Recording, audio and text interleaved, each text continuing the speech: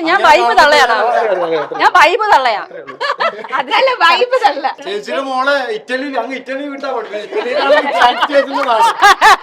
അവിടെ പോയിട്ട് ചേച്ചിയുടെ മോള് കമ്പനി ആയത് ഒരു ഗാങ്സ്റ്ററിന്റെ മോളുമായിട്ട്.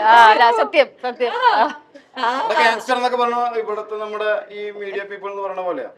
അല്ലെങ്കിൽ മീഡിയയിൽ വർക്ക് ചെയ്യണം അല്ലെങ്കിൽ സിനിമയിൽ വർക്ക് ചെയ്യുന്ന ഒരാളെ പോലെയാണ് അവിടെ നോർമലാണ്. അവളെ കൂടെ പഠിച്ചൊരു കുട്ടി അങ്ങനെയായിരുന്നു. അപ്പൊ ഈ സിനിമ നടക്കുന്ന സമയത്ത് മുഴുവൻ വീഡിയോ കോൾ ചെയ്യുമ്പോൾ മുഴുവൻ ഇടയ്ക്കിടയ്ക്ക് വന്നിട്ട് പറയും, സുഷേട്ടാ മാഫിയ, പേടിപ്പിക്കലായിരുന്നു പ്രധാന ജോലി. മാഫിയ ആയിരുന്നല്ലോ തുടക്കത്തില്, പിന്നെ അത് റഷ്യൻ മാഫിയ ആയി.